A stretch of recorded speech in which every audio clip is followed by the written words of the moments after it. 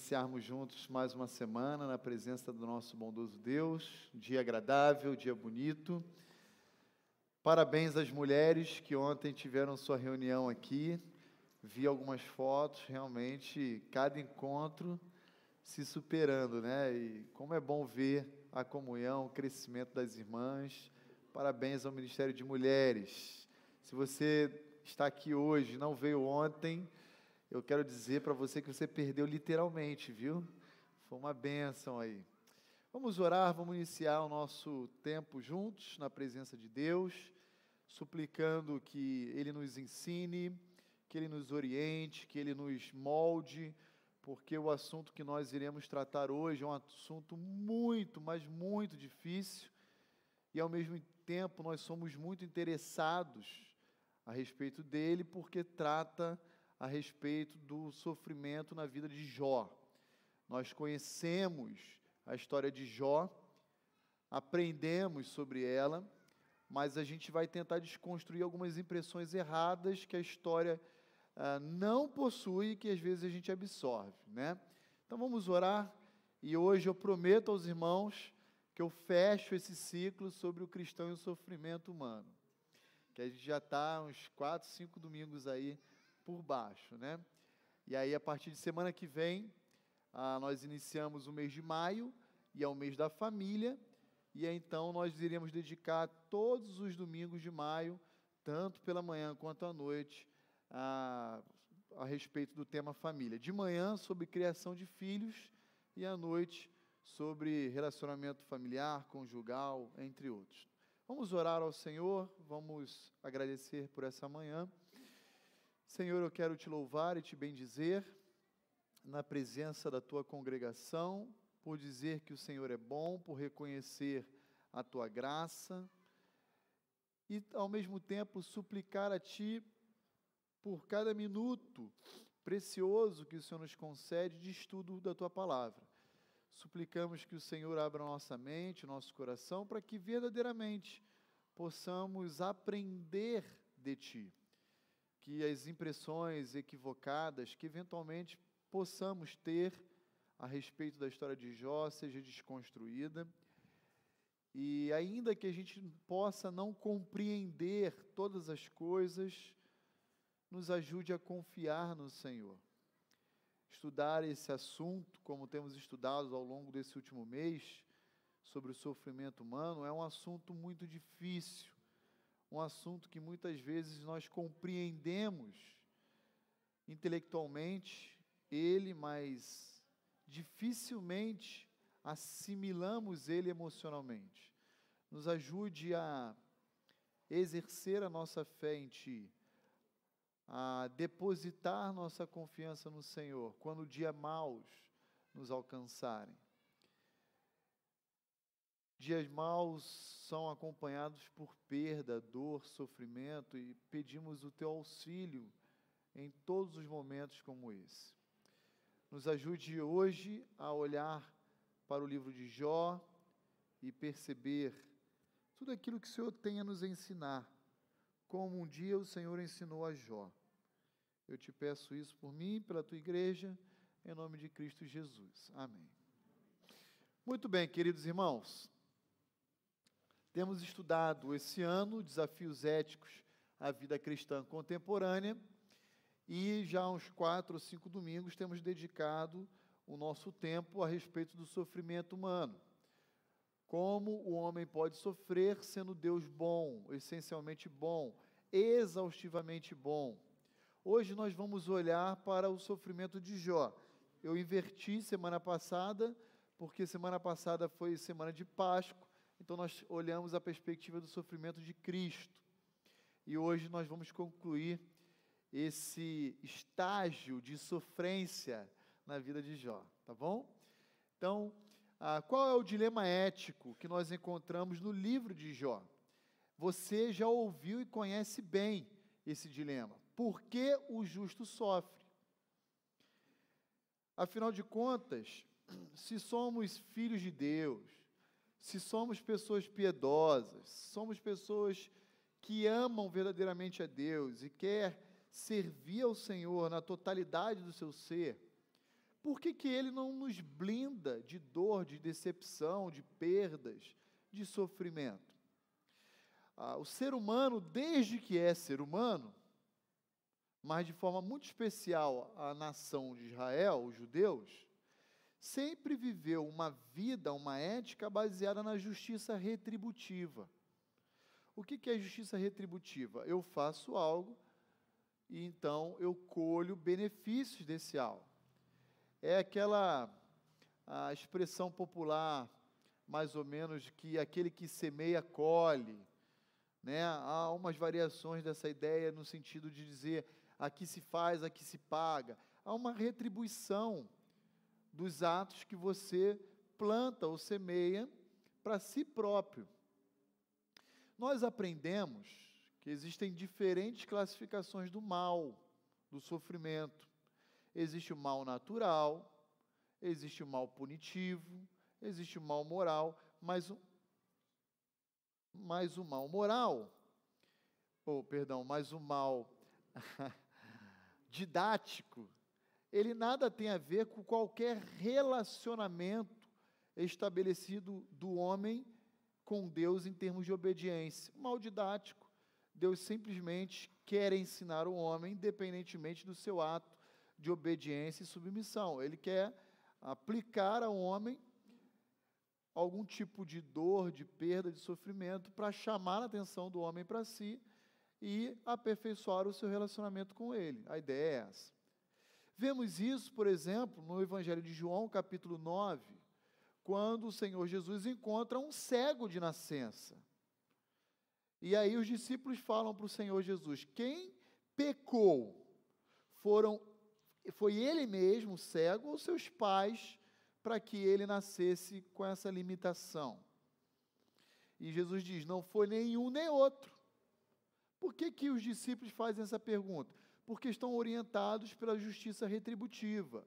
Eu faço algo para receber um retorno. Então Jesus diz, essa doença está presente nele como uma oportunidade de promovermos a glória de Deus.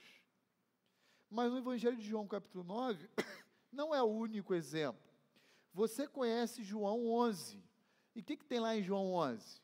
A morte de Lázaro, um grande amigo pessoal de Cristo.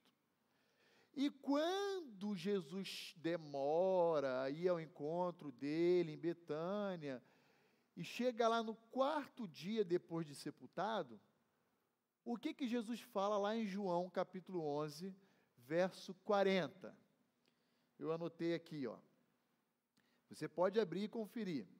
Respondeu-lhe Jesus, não te disse eu, Jesus se referindo à irmã de Lázaro, Marta, não te disse eu que se creres, verás a glória de Deus? Em outras palavras, essa morte é uma oportunidade de vocês perceberem o quê? A glória de Deus. Então, dor, sofrimento, perda, decepção, são oportunidades que nós temos em vida de nos apropriarmos do ensino do nosso Deus para conosco e, ao mesmo tempo, promovermos a glória do seu nome. O mal didático, especialmente, ele é muito claro nesse aspecto, ok? Então, olhando um pouquinho para essa justiça retributiva, nós vamos ter um nó na nossa cabeça aqui no livro de Jó, porque você não vai encontrar no registro de Jó qualquer ato que ele tenha praticado para ele sofrer tamanha perda e dor. E aí, quando nós olhamos aqui, obrigado, pode obrigado. Quando nós olhamos aqui a história de Jó, então nós vamos perceber que não é o caso de se aplicar a justiça retributiva aqui. E todas as vezes que isso foge ao nosso padrão,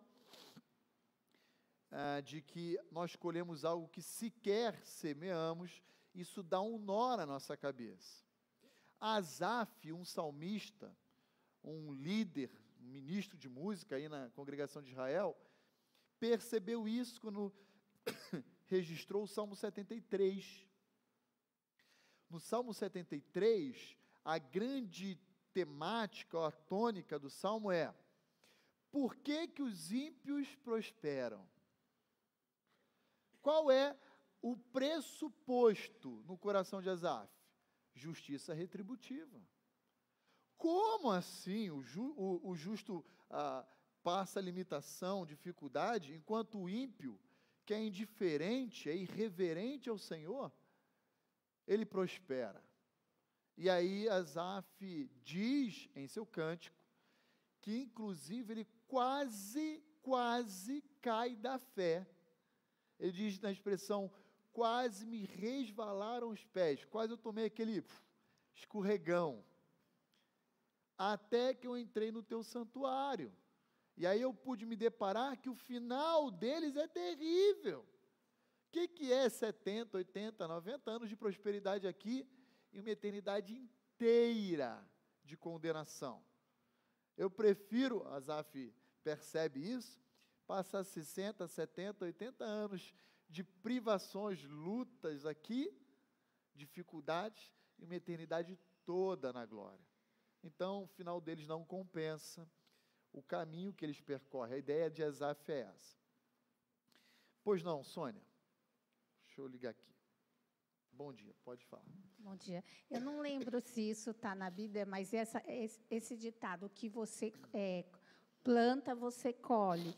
Muitas das nossas coisas, isso é verdade, não é? Sim, sim. Não é que... Não. Eu diria até que, na maioria das vezes, isso é verdade. Agora, o problema é que o ser humano não reconhece isso que nós estamos conversando. O ser humano coloca isso que nós estamos conversando como exclusividade. Então, quando foge na didática de Deus, na dinâmica dele se relacionar com o povo, dessa aparente justiça retributiva, isso dá um nó na nossa cabeça. Afinal de contas, vamos pensar aqui em termos cartesianos e objetivos. O marido trai a esposa. Qual o resultado disso? Via de regra: divórcio, sofrimento.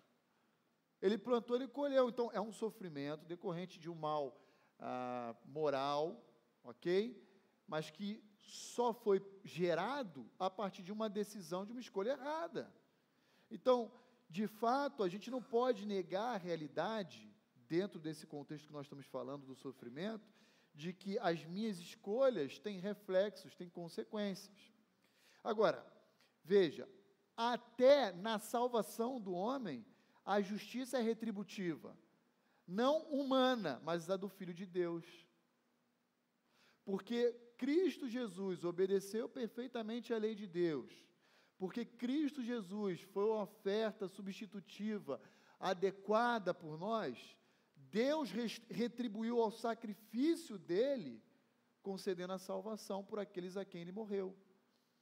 Só que, veja, quando eu falo retributiva a salvação, em termos de Cristo com Deus, não do homem com Deus, senão a salvação humana seria meritória, é diferente. Está claro isso, irmãos? Estou me fazendo compreendido?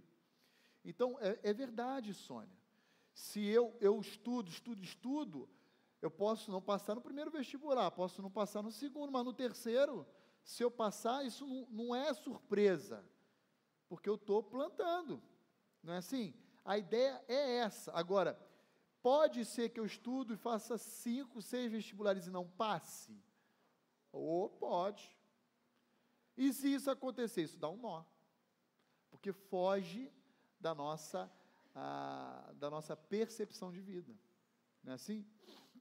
Então, via de regra, é essa temática que o livro de Jó vai nos oferecer. Por que o justo sofre?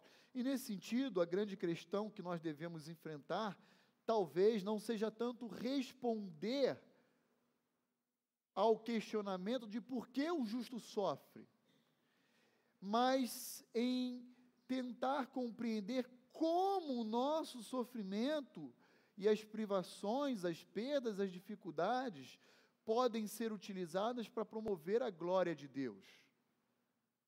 Em outras palavras, como nós usamos o sofrimento que a gente experimenta para a glória de Deus. E se tem uma forma de resumir todo o drama das Escrituras, toda a narrativa, ela se resume numa única frase. Qual é essa frase? O ser humano foi criado para o louvor da glória de Deus, e a dinâmica das Escrituras visa promover o bem-estar das suas criaturas. Então, nunca uma coisa está à parte da outra. Vivemos para o louvor da glória de Deus e para desfrutarmos o bem-estar que Ele oferece às suas criaturas. Mas, pastor, como eu concilio o bem-estar em meio à dor e à perda como a de Jó? E, gente, é muito difícil a gente conciliar. Mas a gente vai ver que a história de Jó não acaba com as perdas. Se você for no capítulo 42, você vai ver que Deus conclui essa história dando porção dobrada. E é um pouquinho sobre isso que nós vamos falar hoje, tá bom? Então vamos lá, vamos começar a caminhar junto aqui no livro de Jó, e eu vou pedir a ajuda de vocês para lermos, não, o livro são 42 capítulos, eu vou tentar ler o capítulo 1 com os irmãos e alternar com algumas citações de outras passagens do livro. Senão a gente não acaba essa série de sofrência. Muito bem, quem pode ler para nós Jó 1? Rafa, por favor. De 1 a 5 apenas.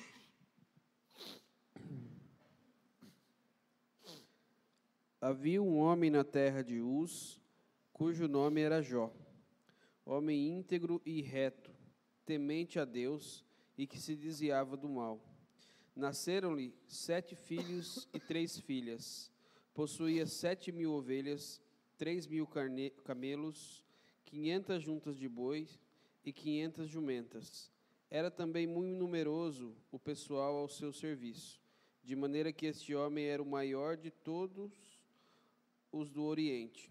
Seus filhos iam à casa um dos outros e faziam banquetes, cada um por sua vez, e mandavam convidar as suas 3 irmãs a comerem e beberem com ele. Decorrido o turno de dias de seus banquetes, chamava Jó a seus filhos e os santificava.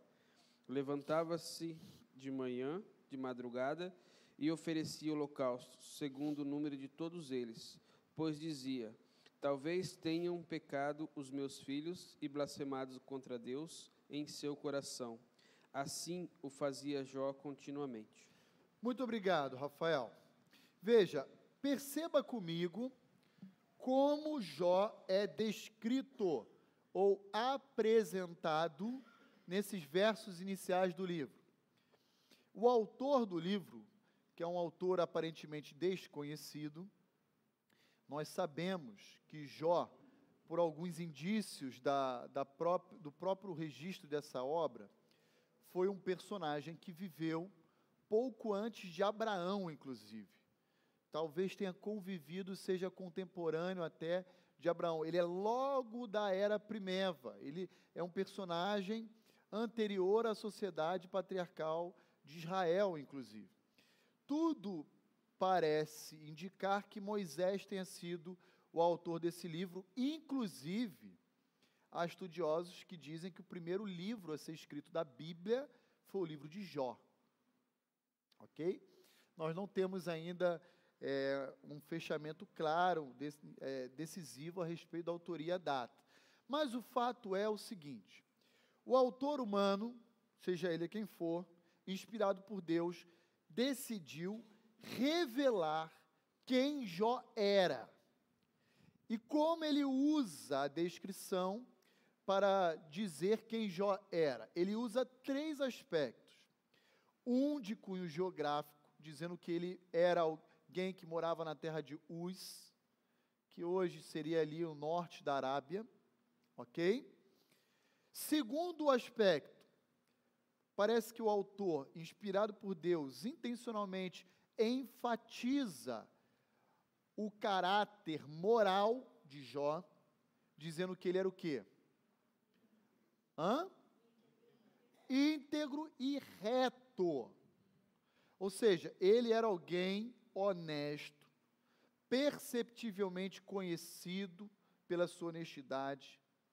alguém com uma reputação ilibada. Alguém com quem as pessoas olhavam e falavam assim, ó, não, esse cara não é mentiroso, esse cara é de confiança, esse personagem é alguém que merece o nosso respeito.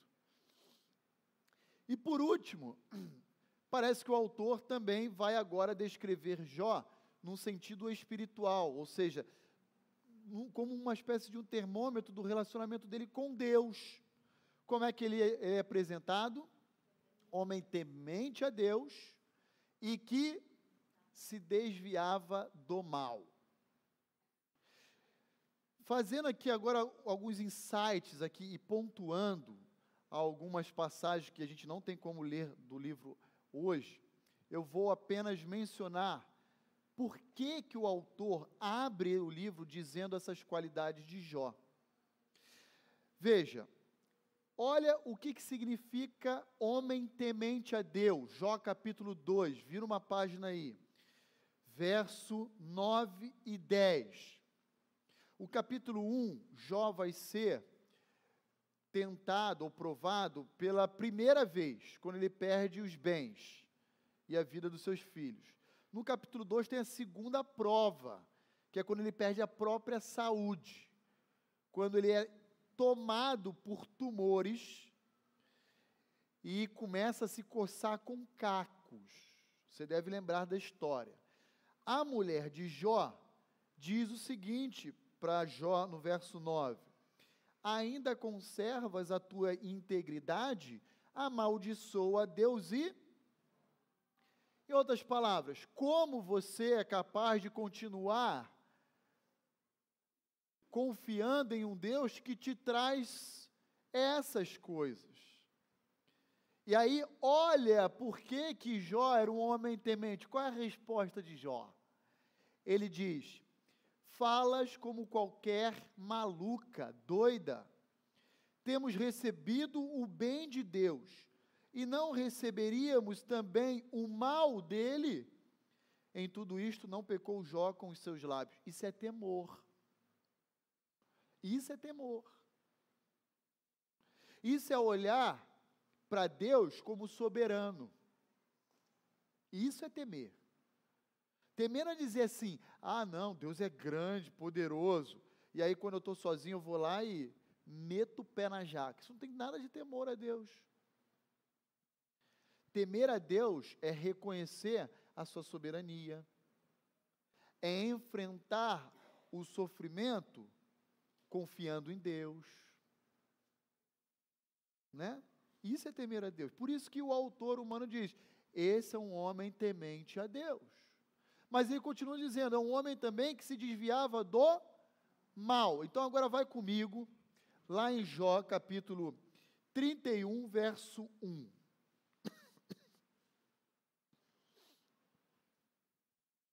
Jó 31, verso 1. Aqui de forma muito específica, não exclusiva, mas muito específica aos homens presentes aqui na EBD. Olha aqui que Jó fala. Depois de tanta dor, tanto sofrimento, tanta angústia e todas as perdas que ele experimentou em vida. Jó 31, fiz aliança com os meus olhos. Como, pois, eu os fixaria numa donzela, numa virgem? Olha o verso 4. Ou não vê Deus os meus caminhos e não conta todos os meus passos?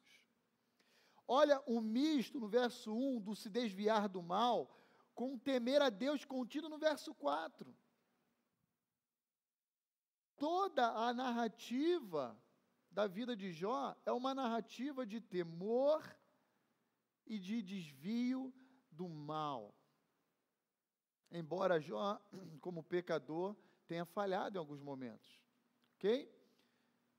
Isso não descaracteriza a piedade e a reverência que esse homem tinha em relação a Deus. Irmã Eunice.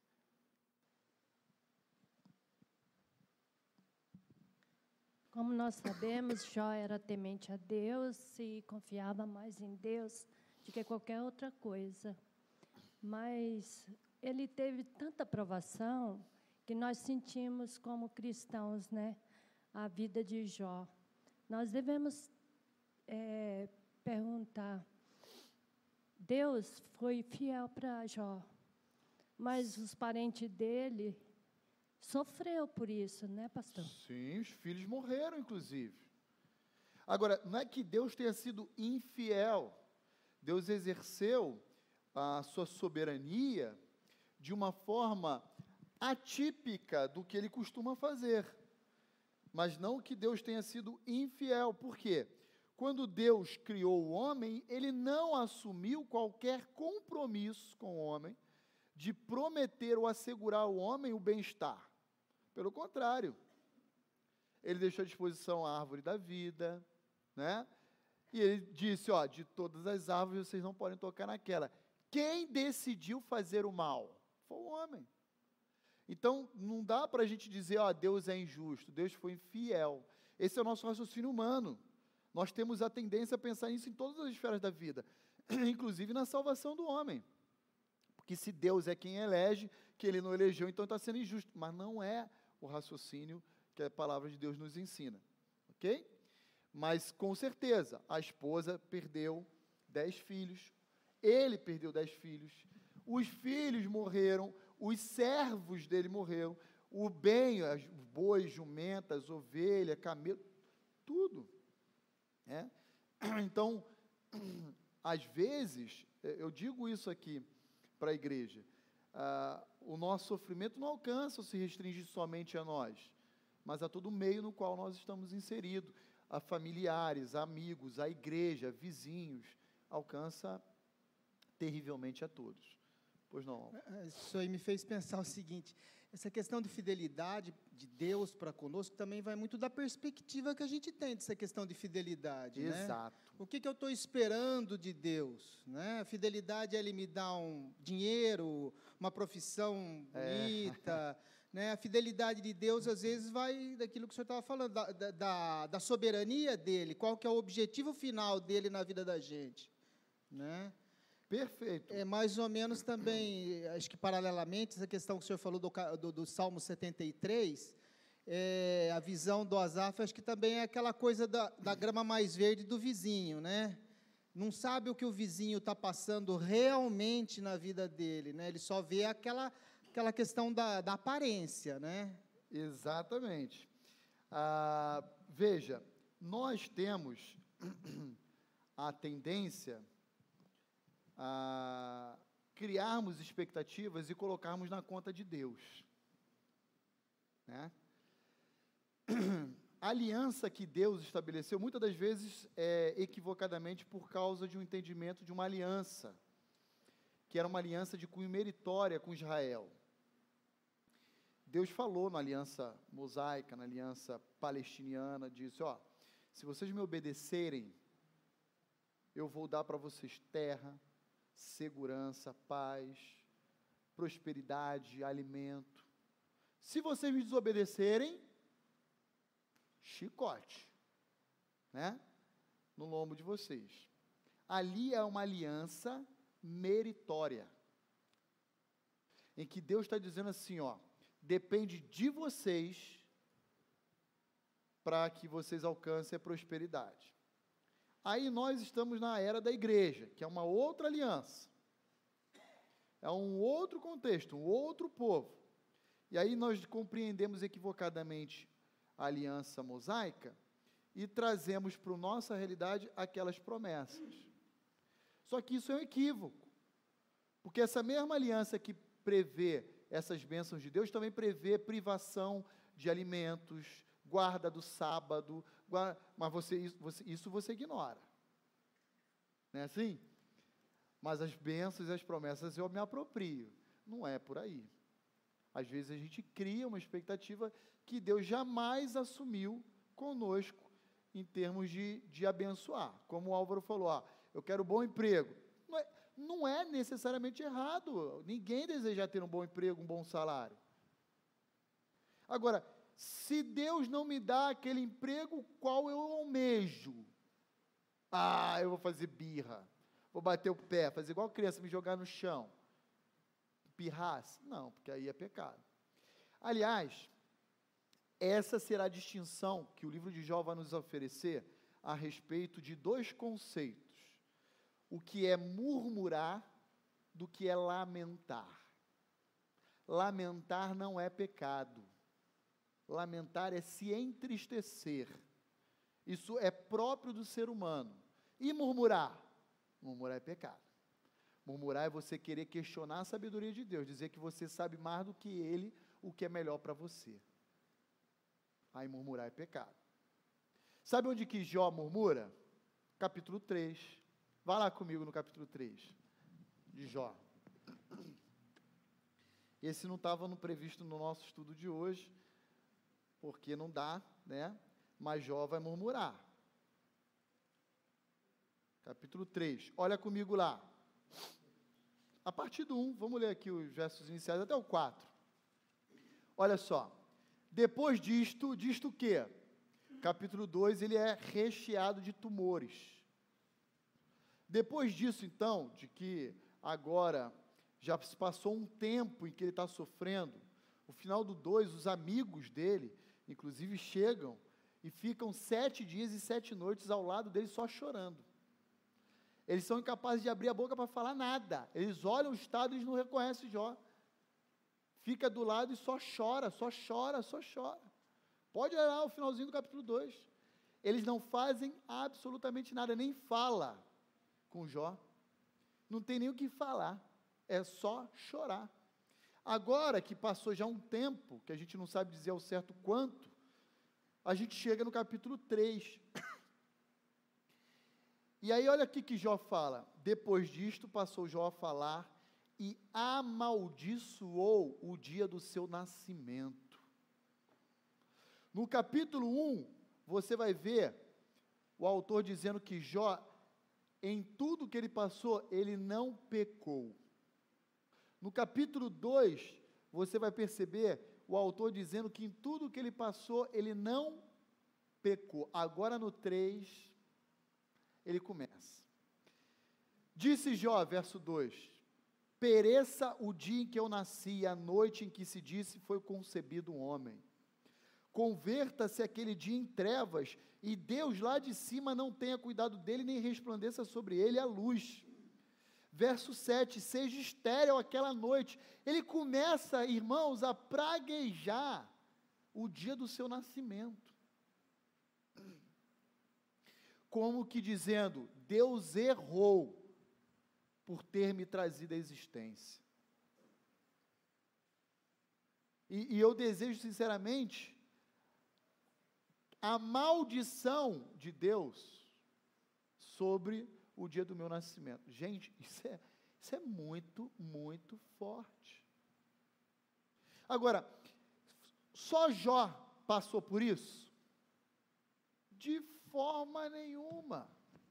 Existem irmãos e irmãs hoje, se você tem algum familiar ou amigo que passa por uma depressão profunda, sabe o que eu estou dizendo. Como um conselheiro bíblico, eu já atendi pessoas na lama. A pessoa não tinha força para se erguer da cama. E começa a praguejar o dia do seu nascimento. Existem pessoas hoje passando pela mesma crise de Jó, mesma síndrome de Jó. E que hoje, no nosso contexto, atribui, por exemplo, uma expressão genérica, né, para o sofrimento humano chamado depressão. É uma expressão genérica. A pessoa está triste, está deprimida. A pessoa está realmente numa angústia profunda, está deprimida. A pessoa pegou lá a relação do vestibular, não saiu o nome dela no concurso público, o que for, ficou deprimida. Não é assim. Não é assim. Mas eu nem sei por que eu fui falar isso. Voltando aqui para a aula então, gente, desculpa. O Álvaro falou, aí depois eu fui levando, daqui a pouco eu não sabia mais onde eu parei. Vamos voltar então. A questão é, exatamente, obrigado Renato, a diferença entre murmurar e lamentar. Jó soube do filho que morreu, dos filhos, foram 10. 7 homens e 3 meninas, né? Final do capítulo 1, o que ele faz? Ele rasga o seu manto, ele rapa a sua cabeça, ele poderia ter se vestido com saco de cinza, que era uma prática da época. Ele se prostra e adora a Deus. E tem lá o registro da expressão de adoração dele. Nu saí do ventre da minha mãe, nu voltarei. Deus me deu, Deus o tomou. Bendito seja o nome do Jó. Não tem sangue de barata. Ele está lamentando. Ele está triste. Porque ele perdeu, de repente, 10 filhos. Se perder um, imagino, deve ser um negócio terrível. Imagina 10. Acabou com a sua descendência. Literalmente. Agora, ele não murmurou. A ação dele foi de adoração. Gente, isso não é fácil. Isso não é fácil. Mas é o que Deus requer de nós. Lamentar tem a ver com se entristecer. Murmurar tem a ver com questionar a Deus. Agora no capítulo 3 parece murmuração de Jó. Mas antes da gente passar adiante, eu queria deixar uma pergunta para você. Veja, Jó era um homem descrito da terra de Uz. Jó era íntegro e reto, aspecto moral, temente a Deus, que se desviava do mal, espiritualmente falando, fez uma aliança com seus próprios olhos. Para quê? Para evitar a cobiça, para evitar a lascívia. Olha o homem que se desvia do mal. O que a gente aprende é que os nossos esforços em prol de uma obediência a Deus são percebidos e reconhecidos pelo nosso Salvador, pelo nosso Criador. Tanto que ele faz questão de dizer a quem?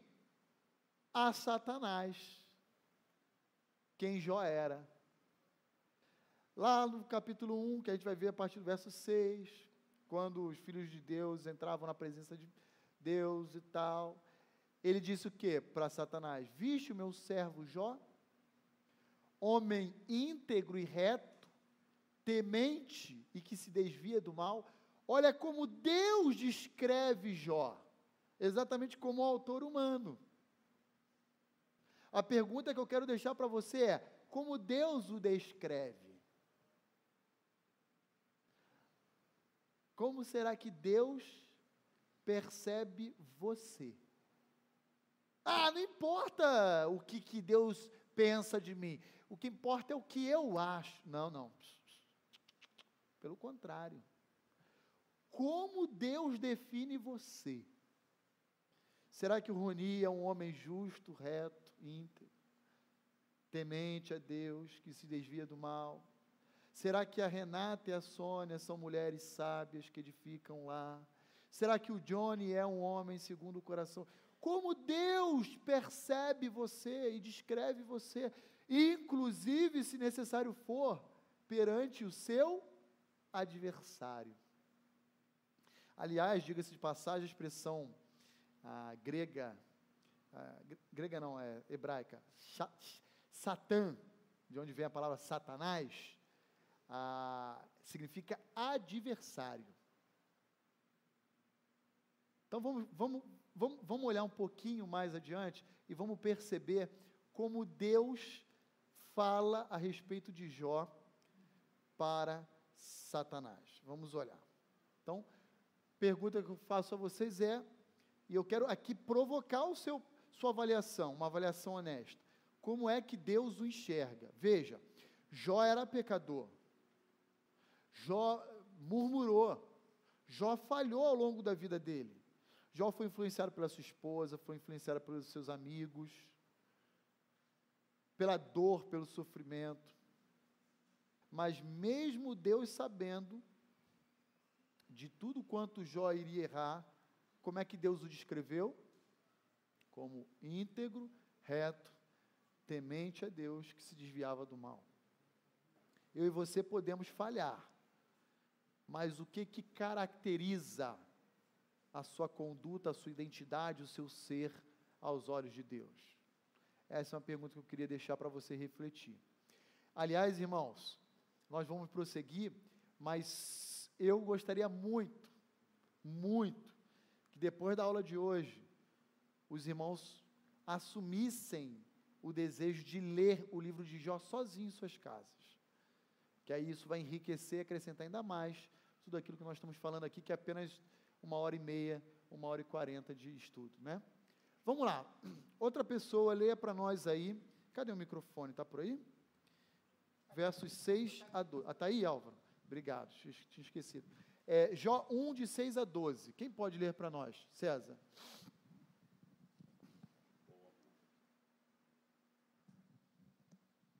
Certo dia, os filhos de Deus vieram apresentar-se diante do Senhor, e Satanás também veio com eles.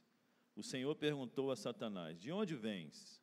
Satanás respondeu ao Senhor: de rodear a terra e de passear por ela. O Senhor disse a Satanás: observaste o meu servo Jó? Na terra não há ninguém como ele. É um homem íntegro e correto, que teme a Deus e se desvia do mal. Então Satanás respondeu ao Senhor: será que Jó teme a Deus sem intenções? Por acaso tu não o tens protegido de todos os modos a ele, sua família e tudo que ele tem? Tu tens abençoado a obra de suas mãos, e os seus bens se multiplicam sobre a terra. Mas estende a mão agora e toca em tudo que ele tem, e ele blasfemará contra ti na tua face. Então o Senhor respondeu a Satanás: tudo o que ele tem está sob teu poder. Apenas não estendas a tua mão contra ele. E Satanás saiu da presença do Senhor. Obrigado, César. Olha que interessante. Parece que havia, de tempos em tempos, nós não sabemos como, alguns encontros regulares de Deus com os filhos de Deus aqui, numa expressão poética, se referindo aos anjos, né, aos seres angelicais. Porque no capítulo 2, a partir do verso 1, isso vai acontecer de novo, num segundo momento. Então, parece que, de alguma forma, aparentemente, tá, gente, regular, Deus tinha alguns encontros, uma vez por semana, não sei, com os anjos. E aí Deus pergunta a Satanás: de onde você vem? Ele diz aonde? De rodear a terra. Mas Deus já não sabia? Sabia. Então por que ele pergunta? Você tem que continuar a leitura para você entender por que ele está provocando Satanás. E aqui eu quero desconstruir algumas impressões erradas que se tem a respeito da história de Jó, e que a gente às vezes aprende lá na classe Cordeirinho de Jesus e cresce com aquela impressão. Eu queria dizer a você que Satanás não foi à presença de Deus pedir pela vida de Jó. Ele foi à presença de Deus como todo e qualquer outro filho de Deus, anjo. Adivinha quem provocou o sofrimento de Jó? Olha de novo o capítulo 1 e o 2.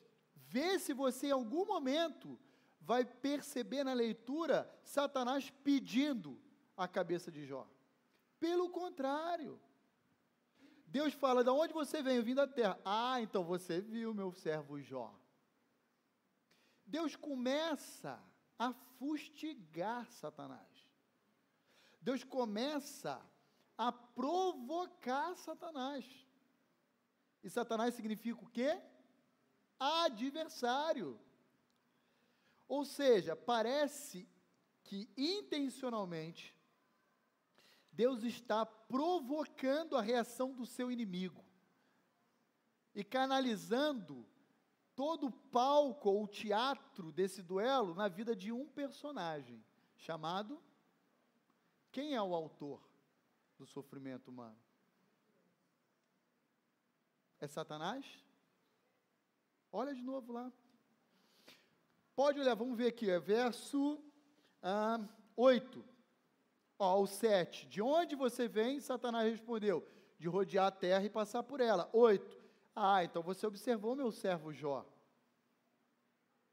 Porque ninguém há na terra semelhante a ele, homem íntegro, reto, temente a Deus e que se desviava do mal. Olha a opinião de Deus a respeito de Jó. Ele vai elogiando Jó para Satanás ficar cada vez mais o quê? Espumando. E aí Satanás devolve dizendo assim, é claro que ele vai ser bonzinho, vai ser obediente, porque o Senhor sempre dá tudo o que ele pede. Tira. Perceba, nem Satanás pedindo, deixa que eu tire. Olha o verso 11. Qual é o pedido de Satanás, ou pelo menos a sugestão satânica? Estende o Senhor mesmo a mão contra ele e toma o que ele tem para ver se ele não vai cuspir na tua cara.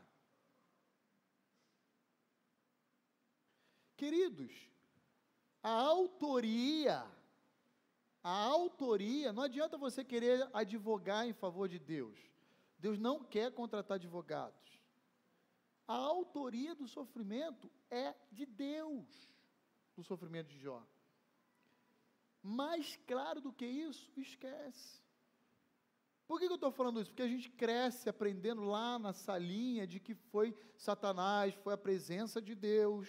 Pelo menos não sei a sua experiência, a minha foi assim, né? A sua também, pelo visto, Joyce. Né? Às vezes alguns aqui teve isso. E aí Satanás chegou lá e falou, eu vim da terra, vi Jó, me permita tocar na vida dele. Não é assim. É Deus quem sai no diálogo com Deus, com Satanás, dizendo, viu Jó? Viu como ele é porreta? Ele é sensacional? É por isso que eu amo a minha criatura. Mas o Senhor dá tudo para ele? Não é por causa disso, é sincero. Ele é íntegro, ou seja, ele é inteiro. Então Satanás fala, ele poderia pedir, deixa eu tocar no teu filho. Ele pede isso, ele fala assim, então toca o Senhor no teu filho. Toca o Senhor mesmo nele. Estende a tua mão e toca. Aí o que Deus faz? Versículo 12. Deus fala, tá bom. Você está insinuando que ele é interesseiro? Que ele é um servo por conveniência? Então, eis que tudo quanto ele tem está em teu. Deus vai lá e dá na mão de Satanás, sem que Satanás tenha pedido, gente. E ainda dá uma forcinha para Satanás. Sabe por quê? Olha lá no capítulo 2 agora, dá um salto aí comigo. Não é no 2 não, é no 1 mesmo, 16.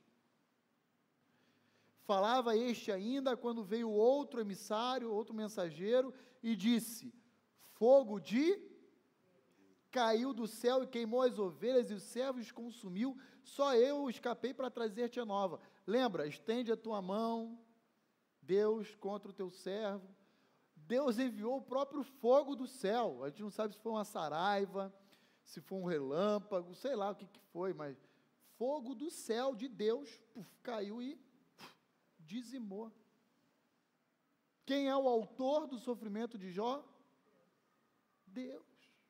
Agora, quando eu falo em termos de autoria, eu quero dizer que o agente do sofrimento é Satanás. Deus não pratica a impiedade.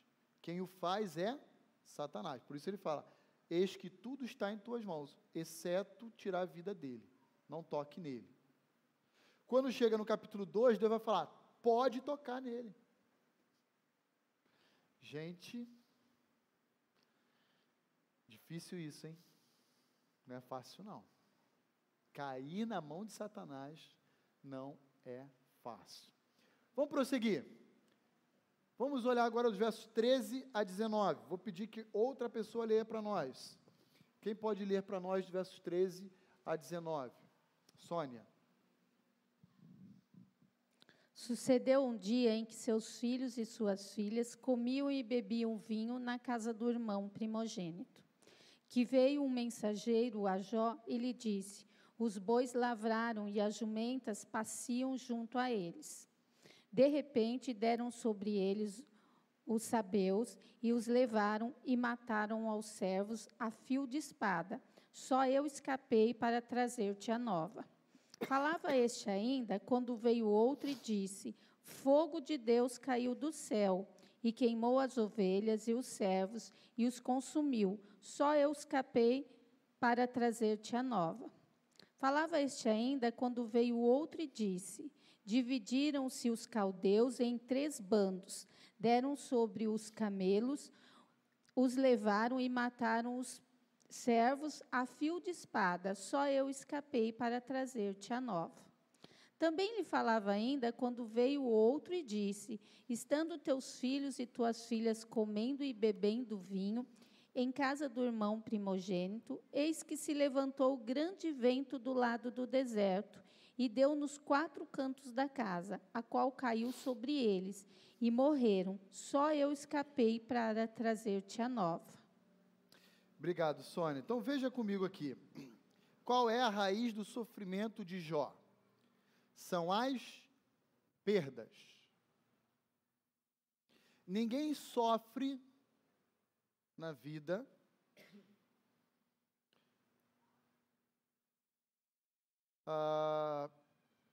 ninguém sofre na vida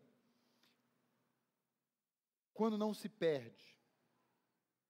A ideia aqui é a seguinte: até aquele desejo seu que você almeja, quando não conquistado, ele reflete na sua vida como uma espécie de uma perda.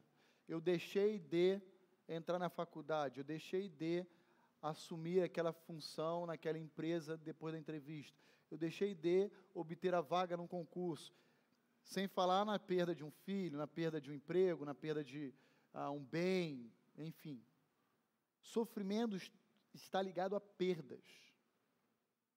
E perdas repentinas agravam ainda mais do que aquelas perdas esperadas, digamos assim. Se você tem um familiar que já está idoso, na UTI, lutando anos, você vai se entristecer com aquela perda. Mas você já está mais o quê? Acostumado.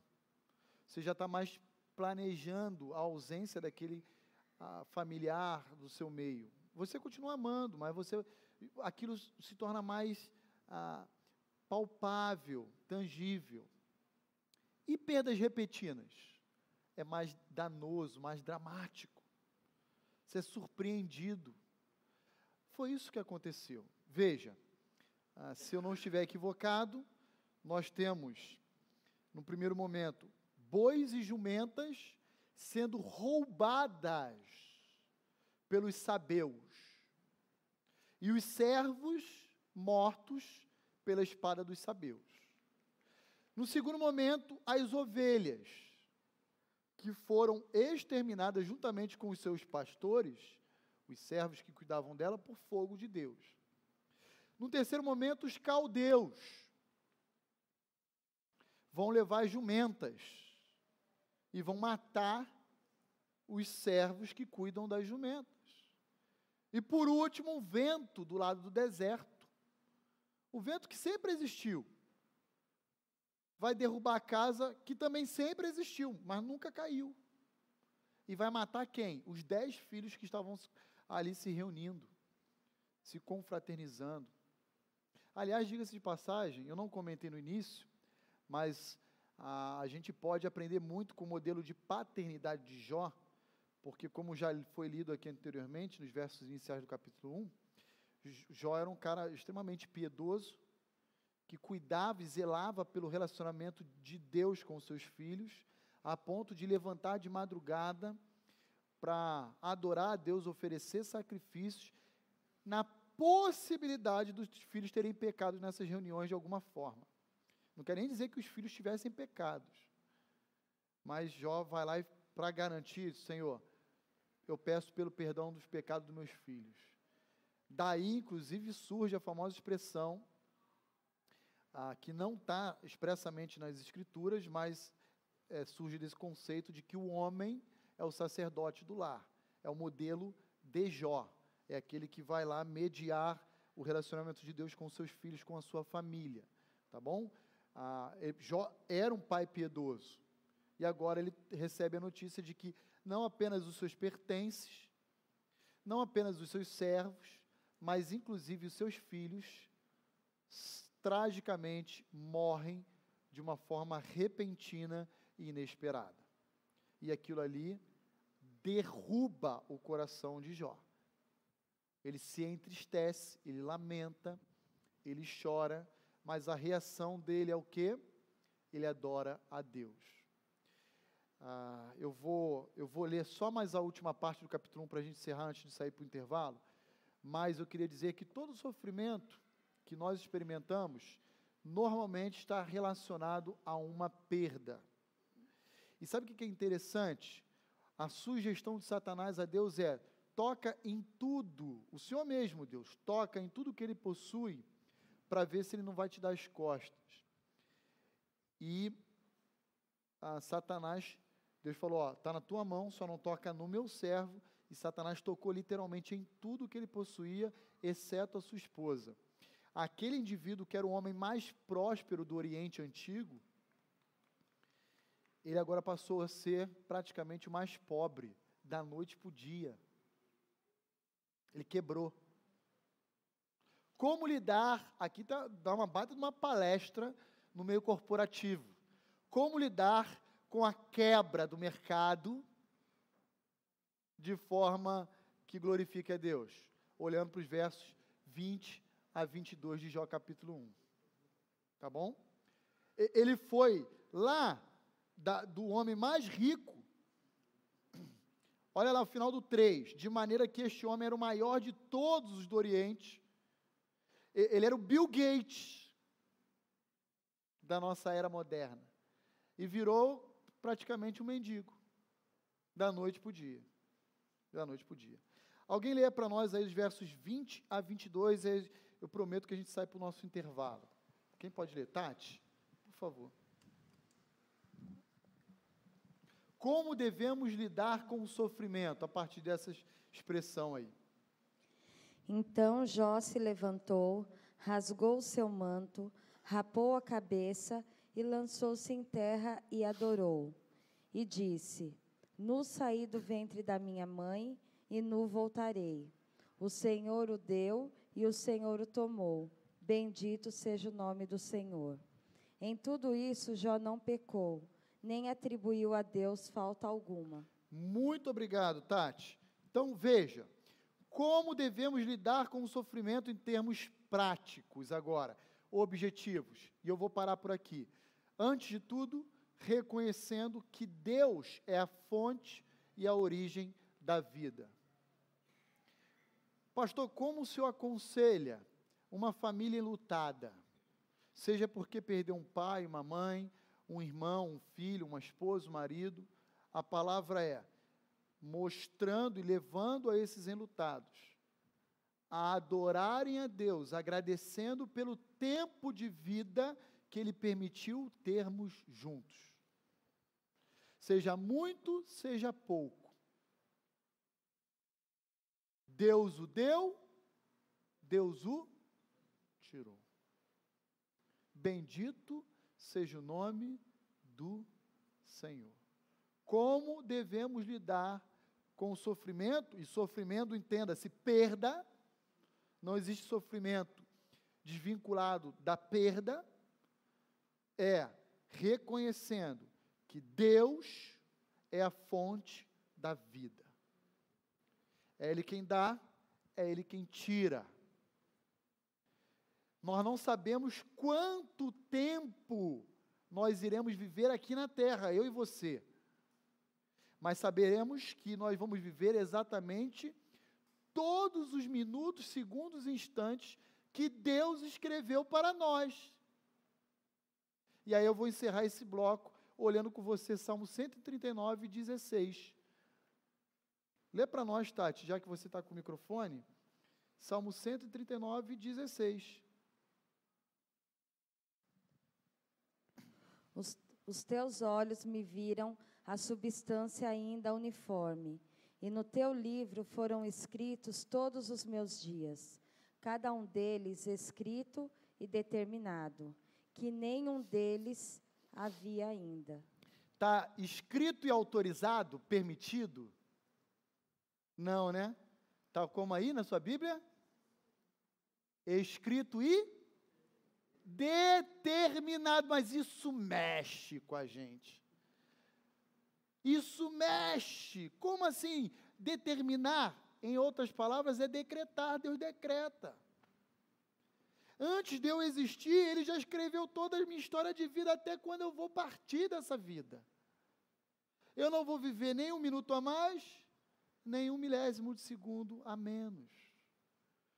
Porque quando eu ainda era substância informe, na linguagem poética aí do salmista, Ele já havia previsto, prescrito, né, determinado todas as coisas, todos os dias da minha vida. Como eu lido com uma família enlutada, ajudando ela a perceber que Deus é a fonte da vida. Que é Deus quem dá e é Deus quem tira. É fácil isso? Não, irmãos. Eu choro. Toda vez que eu chego numa família lutada, eu choro com a família. Eu não estou dizendo que é fácil, ok? Mas eu estou dizendo que o ensino, a orientação bíblica que nós temos é: ajude aos enlutados a se alegrarem, mesmo em meio ao sofrimento da perda, com todo o tempo que Deus permitiu que estivéssemos convivendo juntos. Seja muito, seja pouco. Sendo grato a Deus pela amizade, pela companhia, pela influência, por tantos outros aspectos. Vamos fazer um intervalo, daqui a pouquinho a gente volta. 10 minutinhos apenas, senão a gente não consegue, tá? Tomar aqui após o intervalo, fazendo uma consideração que é muito comum alguns irmãos pensarem dessa forma, porque às vezes já foram instruídos ou construíram uma impressão equivocada a respeito desse assunto. Há indivíduos que pensam que Satanás, ele está preso no inferno, ele não está transitando na terra, ele não vai à presença de Deus. Isso é uma falácia, isso é um equívoco, tá bom? Existem pessoas, não são poucas, muitas pessoas pensam dessa forma. Não é apenas com o relato de Satanás que nós encontramos, por exemplo, ele na presença de Deus. Há outros momentos em que Satanás também está na presença de Deus. Por exemplo, no livro de Zacarias, nós temos Satanás acusando e se opondo ao sumo sacerdote diante de Deus.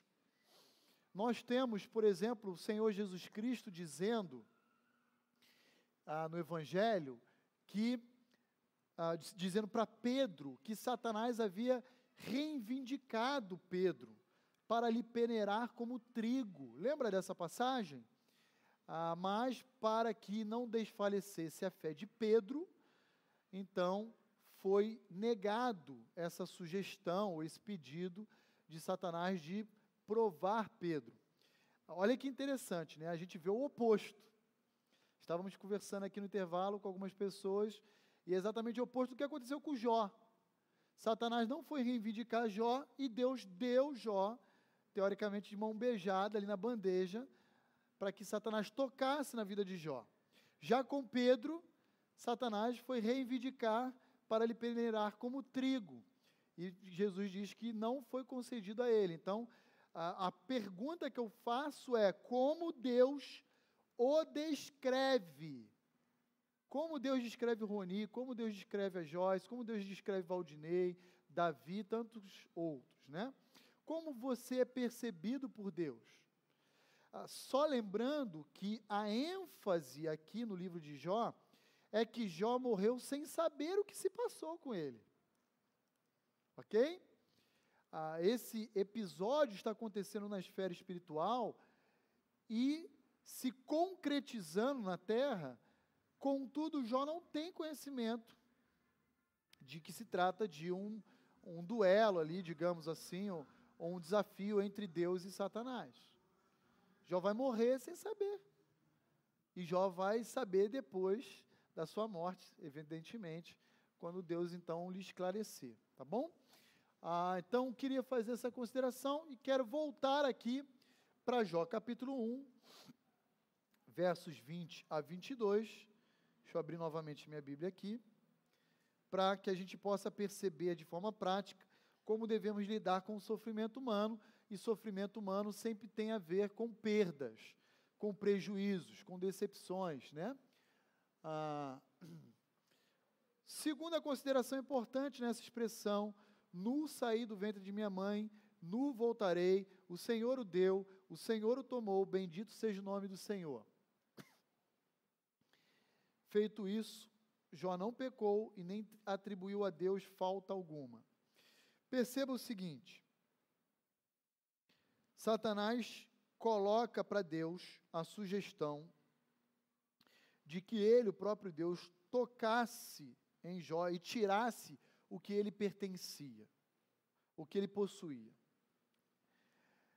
dizendo, insinuando que Jó era um servo por interesse, pelas bênçãos de Deus e não pelo Deus das bênçãos.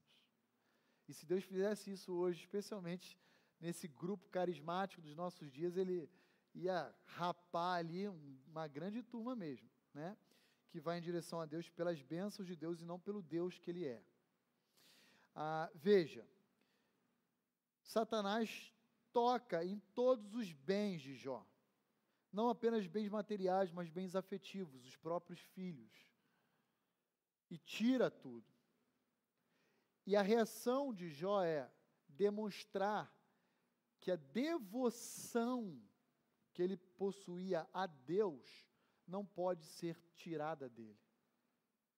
Ele pode perder bens, ele pode perder família, mas ele não pode ser tocado ou mexido na sua fé, na sua devoção.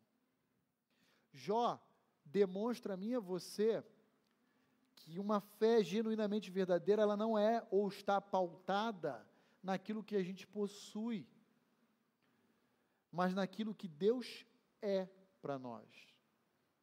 Volto a dizer, lembra das expressões dos salmistas? Tu és a porção da minha herança. Tem uma música, inclusive, que nós cantamos, dizendo que, como é que é o nome, a letra dela? Tu és tudo o que eu tenho, tudo o que eu possuo. E de fato, se nós entendemos que Ele não somente é a fonte da vida, mas Ele é suficiência da nossa vida, todas as outras coisas que nós reunimos como patrimônio, família, profissão, são acessórios. Satanás pode tocar em qualquer aspecto da nossa vida, mas ele não vai conseguir tocar na nossa fé com Deus. É isso que Jó quer nos desenhar para nós. A questão é, estamos dispostos a perder tudo, mas não a comprometer o nosso relacionamento com Deus? É uma outra reflexão que a gente tem que fazer em cima da atitude de Jó diante da perda que ele sofreu, que ele experimentou. Essa é uma outra questão dialética, é um dilema, né, que a gente precisa lidar. Será que a sua fé está pautada naquilo que você tem? E quando Deus o tira, Deus toma, você continua sendo o Roni, o pastor, o servo, o discípulo, ou você se insurge contra Deus, né? Então, Jó diz, o autor, né, que ele raspa a sua cabeça, rasga seu manto, numa manifestação visível e externa de lamento, de tristeza, mas ele não profere qualquer indignação contra Deus. E o final do capítulo 1 termina dizendo exatamente isso: em tudo isto Jó não pecou, nem atribuiu a Deus falta alguma. Por isso, você não precisa ter peso na sua consciência quando você sofre alguma perda, de se entristecer, pensando, eu não posso chorar, não posso lamentar, porque Deus é soberano, então, se eu fizer isso, eu estou pecando. Não, isso é próprio da nossa reação.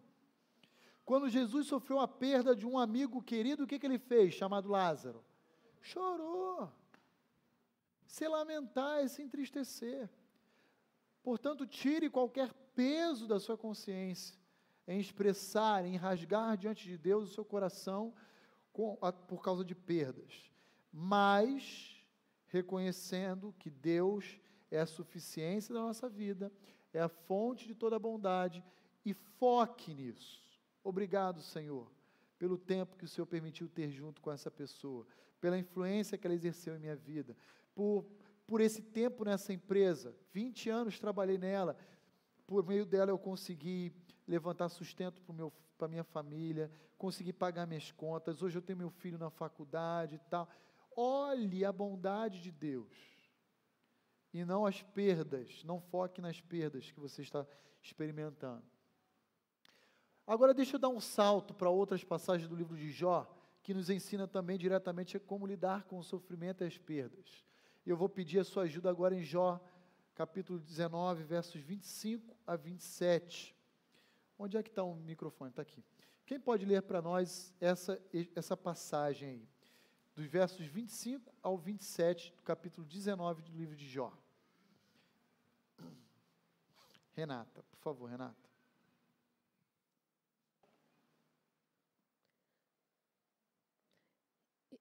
Eu sei que o meu Redentor vive, e que no fim se levantará sobre a terra. E depois que o meu corpo estiver destruído e sem carne, verei a Deus. Eu o verei com os meus próprios olhos, eu mesmo e não outro, como anseia no meu peito o coração. Veja, como devemos lidar com o sofrimento? Capítulo 19 já está no meio, está no olho do furacão do tormento.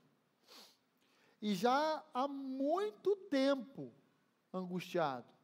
Porque quando a dor é algo assim, temporário, de repente amanhã você chegou no seu emprego e foi demitido. Você toma aquele baque. Você volta como para casa?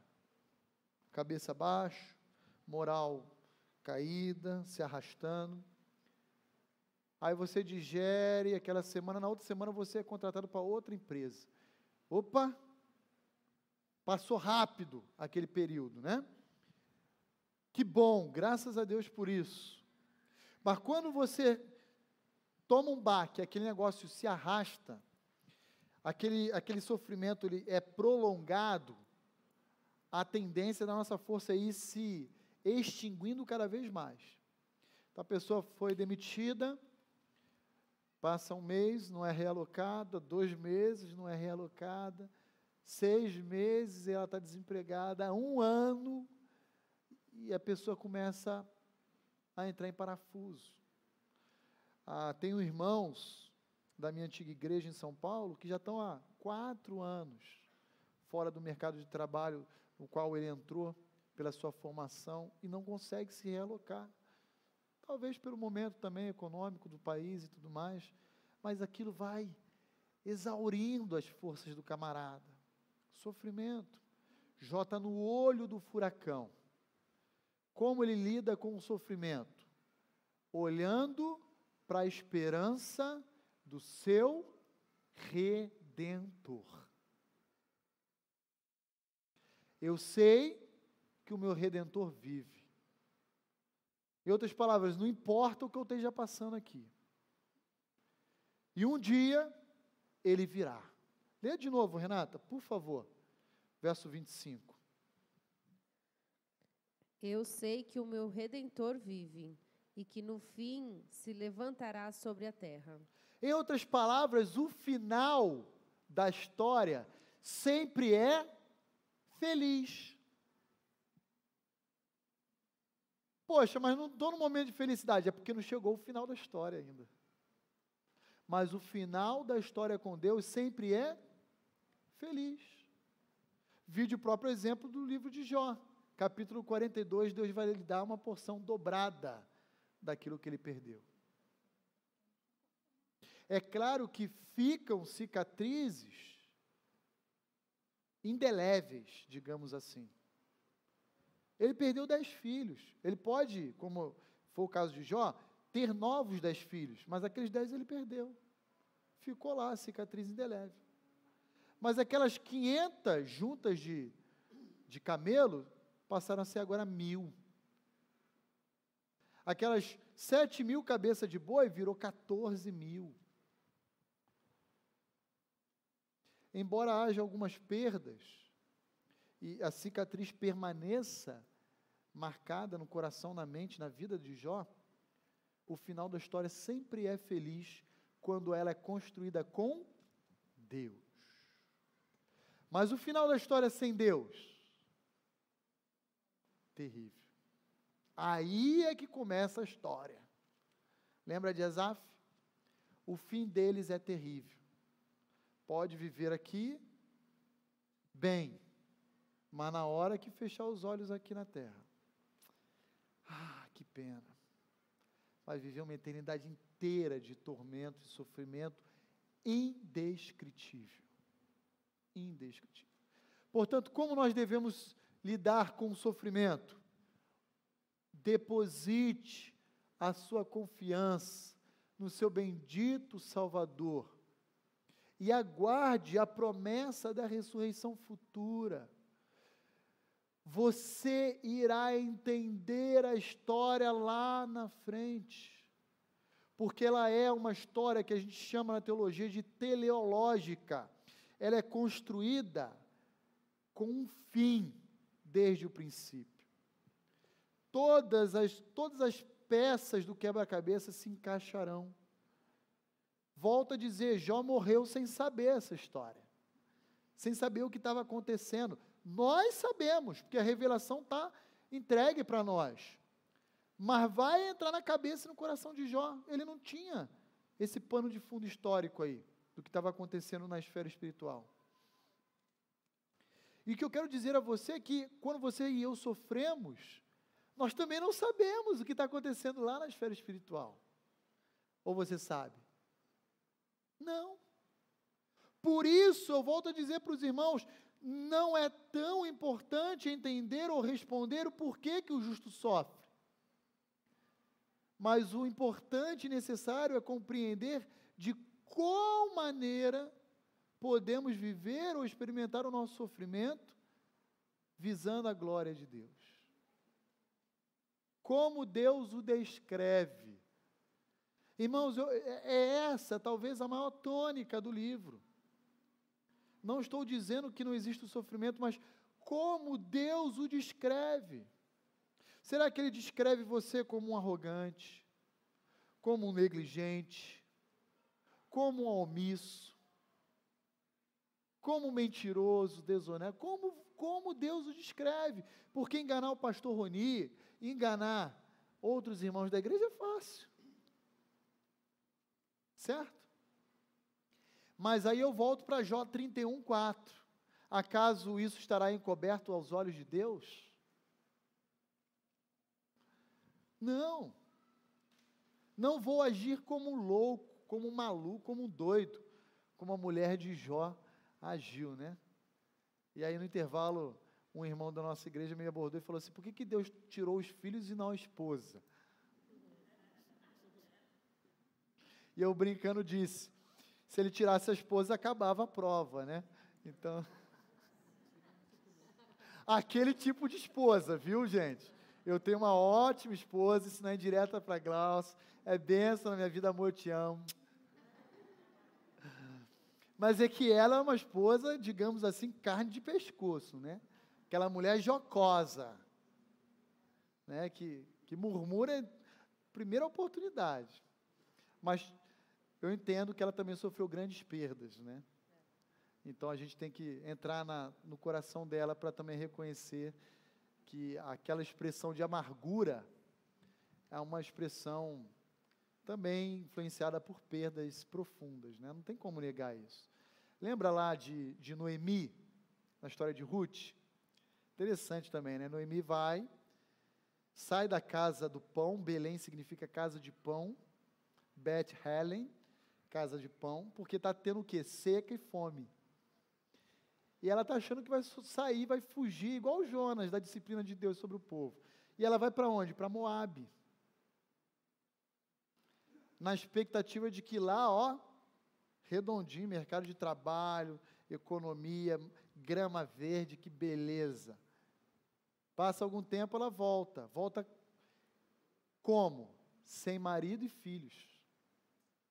Achou que ia sair da disciplina de Deus, que podia fugir. Foi com a família e voltou com a mão na frente e outra atrás, literalmente. Aí, quando ela volta para Belém, alguns anos depois, as pessoas falam, você não era Noemi, esposa lá de fulano? Não me chame de Noemi, me chame de Mara. Lembra dessa passagem? Porque Mara significa o quê?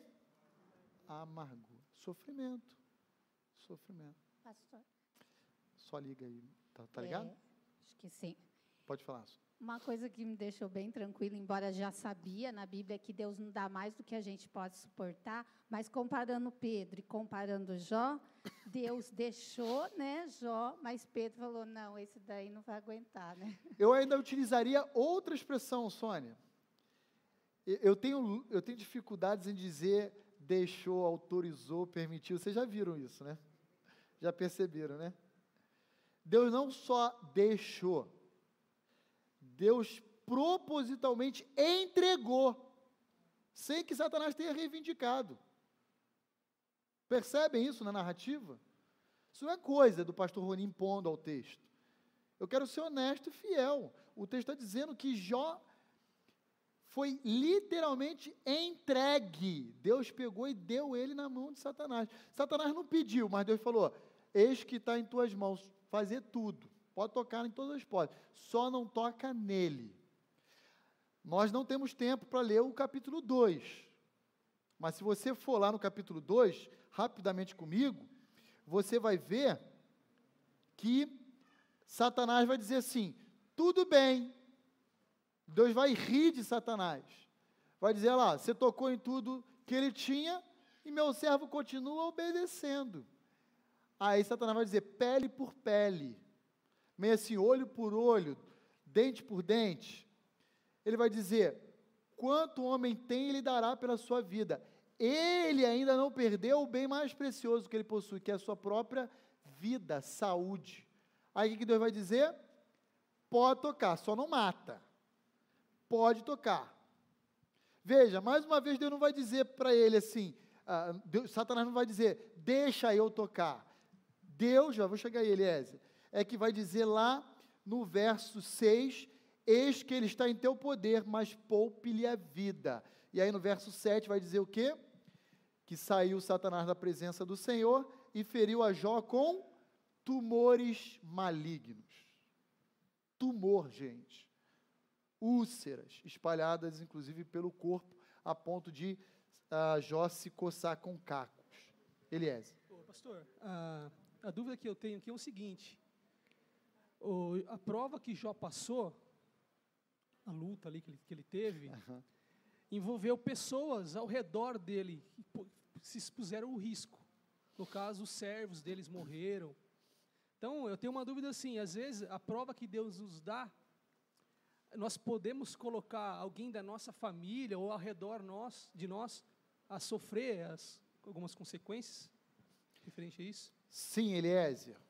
Mais uma vez, até a irmã Eunice falou aqui da questão da esposa, de outros que, digamos assim, foram envolvidos na dor e no sofrimento, tendo como protagonista dele, ou seja, o personagem principal é Jó, mas não o exclusivo, não o único, ok? Então, veja, Jó é o foco principal do sofrimento, mas o sofrimento não se restringe a Jó. Os servos que cuidavam do boi, da ovelha, morreram. Provavelmente a Bíblia não fala, mas poderia ter filhos, esposas, alcançou essas pessoas. A esposa de Jó perdeu 10 filhos. Então, outros que estão envolvidos, talvez na nossa prova, também secundariamente são provados. E aí a gente vê o contraste de qual maneira que a gente lida com o sofrimento. Da perspectiva humana, amargurada da esposa, que perdeu os 10 filhos e patrimônio, ou da perspectiva da soberania de Deus, confiando na bondade dele, como a de Jó. Então, não tem como a gente dissociar. Existem sofrimentos que se restringem somente a mim. Mas, por exemplo, um pai de família que é demitido, vai afetar toda a família, a esposa, os filhos, sim ou não? Então, existem situações que afetam apenas a mim, mas existem outras que Deus inclui nesse pacote as pessoas ao nosso redor aí, às vezes a nossa igreja, às vezes a família, às vezes condomínio, vizinhança, colegas de trabalho, às vezes um país, a nação inteira. Abacuque, lembram de Abacuque? Deus vai punir, mal punitivo, pegou toda a nação. Mas, eu volto a dizer, como nós estudamos em Abacuque, Deus sabe distinguir aquele que obedece a Ele, daquele que lhe desobedece. Essa é a mensagem em Malaquias, essa é a mensagem em Abacuque, essa é a mensagem, né? Lá em Abraão, em Sodoma e Gomorra, se tiverem 50, o Senhor vai destruir? Não. 45, eu exagerei, 40. Como só resta uma família, então a gente tira ela de lá e desce o sarrafo. Deus não é injusto. Naum 1, verso 3, volta a dizer, Naum é bíblico, é um profeta, está lá na Bíblia. Deus não toma por inocente o culpado, e nem culpa o inocente. Então Deus sabe exatamente fazer distinção entre o justo e o ímpio, entre dentro dos justos, aqueles que lhe obedecem, daqueles que lhe desobedecem. Malaquias fala isso também, ok? César. Pastor, verso 3 aqui do capítulo 2. 3 do 2, pode falar. Diz assim, a segunda parte, né? A segunda parte desse versículo. Ele conserva, né? A sua integridade. É um homem íntegro e correto que teme a Deus e se desvia do mal. Ele ainda se mantém íntegro. Isso. Embora tu me houvesses incitado contra ele, para destruí-lo sem motivo. Aí essa incitação é aquela sugestão que Satanás disse no capítulo 1, dizendo, é claro que ele é bom, íntegro e reto, temente a ti, porque o Senhor dá tudo de mão beijada para ele. Se o Senhor tocasse no pertence dele, nos bens, ele cuspiria na sua cara. É esse tipo de alegação falsa que Satanás profere, embora Deus não precisasse comprovar absolutamente nada, porque Deus conhece o coração e a integridade de Jó. E outra questão é que destruiu sem motivo, então não tinha motivo nenhum. Nenhum motivo, exatamente. Você quis destruir o meu servo sem causa alguma. Não foi, o sofrimento de Jó não foi decorrente, volto a dizer, de qualquer ato de desobediência. É, mais uma vez, o início da aula, voltando, a ideia da justiça retributiva, né? De que nós sofremos necessariamente e exclusivamente por alguma decisão errada que tomamos. Não é assim na administração dos propósitos de Deus. Algumas vezes sim e outras não. Ok? Com a nação de Israel, quando a Babilônia veio, sim, porque o povo desobedeceu. Com Jó, não, porque ele não causou nada para amargar toda essa dor e sofrimento. Uma perfeita colocação, certo? Voltando aqui para a gente encerrar, queridos, como nós devemos lidar com o sofrimento? Lembrando que todo sofrimento que nós experimentamos, ele é passageiro. E que temos um Redentor, que nos redime, inclusive, da dor. Então, tudo que nós viermos experimentar aqui, por mais doído que seja, vai ter um deadline, um marco final, um ponto, que vai encerrar esse ciclo. Não existe dor ou tormento que se estenda após os meus dias de vida aqui na terra. Depois é o quê? Lembra de Apocalipse 21? Não mais haverá dor, não mais haverá lágrimas. Nós vamos viver tendo de um lado e do outro lado do rio que corta a Nova Jerusalém, a árvore da vida. Então, todo tipo de perda, ainda que seja sem causa alguma, como a de Jó, vai ter um marco final para nós. É diferente do ímpio. O ímpio, o marco inicial é após essa vida. E o final? Não tem. Queridos, isso é muito chocante, isso é muito sério, ok? Como devemos lidar? Nos apegando à esperança do nosso Redentor e da nossa bendita ressurreição. Por último, mas não menos importante, vamos olhar lá Jó capítulo 42. Quem abrir, por favor, leia para nós Jó 42. Último capítulo dessa obra. De 1 a 6. De Jó 42. Sabe como você pode experimentar a dor e o sofrimento, reconhecendo, promovendo a glória de Deus? Jó 42 tem a resposta. Enfrentando a dor da perda, do sofrimento, reconhecendo quem você é e quem Deus é, tendo essa perspectiva bem definida no meio da dor. Então, quem pode ler para nós aqui? 42, de 1 a 6. Álvaro, por favor. Então respondeu Jó ao Senhor: bem sei que tudo podes e nenhum dos teus planos pode ser frustrado. Quem é aquele, como disseste, que sem conhecimento encobre o conselho? Na verdade, falei do que não entendia, coisas maravilhosas demais para mim, coisas que eu não conhecia. Escuta-me, pois, havias dito, e eu falarei. Eu te perguntarei, e tu me ensinarás. Eu te conhecia só de ouvir, mas agora os meus olhos te veem. Por isso me abomino e me arrependo no pó e na cinza. Obrigado. Pode parar por aí. Queridos, quero encerrar esse tempo lembrando a mim e a você que nós podemos sair aprovados da dor e do sofrimento se tivermos, inclusive, bem definido para nós quem nós somos e quem Deus é. Se você vem com a perspectiva de que Deus é soberano sobre a sua vida, então você não vai se insurgir contra Ele e culminar no pecado da murmuração, do questionamento, da insubmissão. Mas você vai adorá-lo, como Jó o fez, dizendo: nu eu saí do ventre da minha mãe, nu voltarei, tu me deu, tu me tira. Isso é a perspectiva da soberania de Deus. E temos clareza da perspectiva da mulher de Jó em 2:9. Como você continua sendo íntegro depois de sofrer todas essas perdas? Amaldiçoa Deus e morre.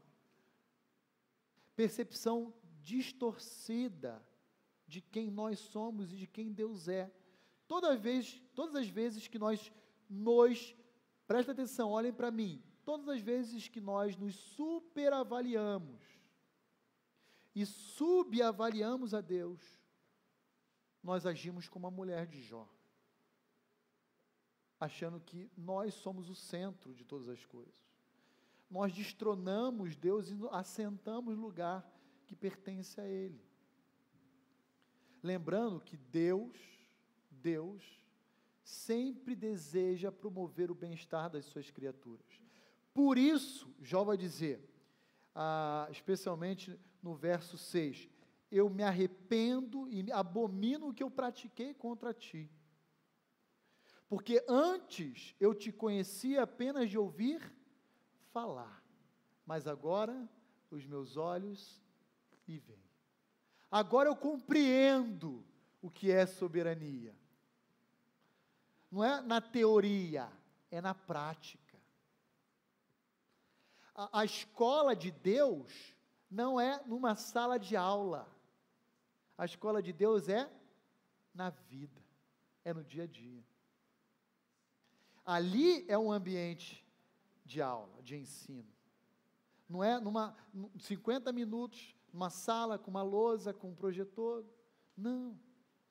É aqui, é no dia a dia, ao levantar, ao sair, ao trabalhar, chegar em casa e ver seu filho doente, e você corre para o hospital 3 horas da manhã, E de repente você tem um pai, uma pessoa idosa que caiu, se acidentou em casa e quebrou uma perna, um fêmur, corre. Essa é a escola de Deus. É assim que a gente aperfeiçoa a nossa percepção a respeito de Deus, de nós e o nosso relacionamento com Ele. Por isso que o mal, aqui na tônica de Jó, é o famoso mal didático, porque não é fruto de coisa alguma que ele tenha praticado, mas que, sobretudo, visa aperfeiçoar e a desenvolver o caráter e a vida e o relacionamento de Jó com Deus. Final do capítulo 42, você vai ver do 7 ao 9, os amigos de Jó tomando uma puxada de orelha de Deus, dizendo, olha, eu nem entrei aqui em Elifaz, em Bildade, em Zofar, nem falei deles porque não dava tempo, mas eles vão sugerir que Jó tenha feito besteira, e uma besteira grande, dizendo, Jó, para mim você não precisa omitir, mentir, fala logo, cara, sou teu amigo, confessa o que tu fez, e Jó entra em parafuso, mas eu não lembro de ter feito nada. Cara, lembra sim, vai. O mal que você está experimentando foi algo muito grande para te passar despercebido. E ele faz, não entende nada o que ele faz. Essa é a grande, é o grande trocadilho da história. É alguém que não entendeu que Deus está além da nossa compreensão. Ele é alguém transcendente, alguém que em alguns momentos, se esconde de nós. E isso pode chocar. Mas quem de nós, ao longo da nossa vida, não já orou e achou que Deus não ouviu nossa oração e não respondeu? Quem de nós não já experimentou isso? Atire a primeira pedra. É o Deus que, como Lutero diz, é o Deus que se esconde de nós, às vezes. Porque Deus, Ele está vendo, presenciando, Jó está ali, dias, meses em angústia, talvez anos, nós não sabemos quanto tempo, e Jó não percebe a intervenção de Deus e fala, Deus não tá ouvindo. E aí Deus chama lá, em Jó, capítulo acho que 34, lá na casa dos 30, Jó para uma conversa e fala assim, peraí, agora basta, Jó, onde é que você estava quando eu criei os céus e a terra? Onde é que você estava quando eu formei os luminares? Espera aí, Jó, você está se excedendo. E aí Jó se prostra e diz, o Senhor verdadeiramente estava a par de tudo que acontecia, mas eu estava me sentindo totalmente só. Aí vai culminar no capítulo 42 dizendo isso, e então, dos versos 10 ao final do livro, lá no versículo 17, você vai perceber que Deus vai restaurar, dobrando todos os pertences de Jó, vai dar a Jó, depois de tudo isso, 140 anos de vida. Estima-se aqui pela leitura do livro, que Jó vivenciou esse período quando ele tinha algo em torno de 70 anos de idade. 70 anos de idade. E aí ele viveu mais 140 depois do período de prova e morreu. Ou seja, o dobro, inclusive, de vida após o período de prova daquele período inicial. Como Deus deu o dobro em tudo para ele, de bois, jumentas, ovelhas, filhos, né? E assim então encerra o livro. Quero concluir com o último slide, fazendo uma consideração final. Por que que o livro de Jó existe? Por que que ele foi registrado? Alguns estudiosos vão dizer, o livro de Jó existe para ratificar que Satanás e sua influência, suas adversidades, suas setas, né, as armadilhas, serão envergonhadas sempre diante de Deus. como foi no livro de Jó. Há outros que vão dizer, o livro de Jó foi escrito para ratificar a autoridade e a soberania de Deus. Há outros que vão dizer, o livro de Jó foi escrito focando em Jó como protagonista da história, mostrando que o sofrimento humano pode ter um bom desfecho, tal. Eu queria sugerir a você que o livro de Jó foi escrito não por Deus, não por Satanás, não por Jó, mas por nós. Por nós. Ele foi escrito para que deixasse esse episódio histórico registrado como fonte de encorajamento, de ensino. Porque Jó, ele não teve acesso a essa história completa, só a do plano terreno que ele vivenciou, não a do plano divino celestial. Deus não precisa ratificar sua autoridade, porque ela já foi registrada em outros livros. Satanás não precisa ser demonstrada a sua vergonha, porque ele já é vencido em Apocalipse. O livro de Jó foi escrito por nós, para nós. Veja, Romanos 15, verso 4, se não me falha a memória, deixa eu ir lá. Romanos 15, 4. Vai ratificar isso que eu estou sugerindo para os irmãos. Olha só o que diz Romanos 15, 4. Pois tudo quanto outrora foi escrito para o nosso ensino foi escrito a fim de que pela paciência e pela consolação das Escrituras tenhamos esperança. Sabe por que Jó sofreu tudo o que ele experimentou? Por mim e por você, por causa de nós. Por causa da Shirley, por causa da Ariana, por causa do Roni, por causa da Jamile. Foi por isso que Jó sofreu. Foi por isso que Deus provocou o Satanás. Por nossa causa. A razão era muito maior do que apenas em Jó. A razão era consolar e encorajar todo o povo de Deus existente ao longo da face da terra. Lembrando sempre que o choro pode durar uma noite, mas a alegria vem pela... E isso tem a ver com a segunda razão aí que eu coloco para fecharmos o nosso estudo hoje. Nunca podemos nos esquecer que o final da história com Deus sempre é feliz. Pastor, já estou há anos lutando com isso. Parece que não termina. Eu quero te dizer que eu não sei quando vai terminar, mas eu quero dizer que essa história com Deus vai ter um fim. E é isso que deve nos motivar. É isso que deve nos encorajar. É isso que deve nos alegrar. Assim como Deus deu longevidade, restaurando a sorte, dobrando tudo que Jó possuía em vida. Quero encerrar lendo o Salmo 30. Apenas os versos aqui 5, e vou dar um salto.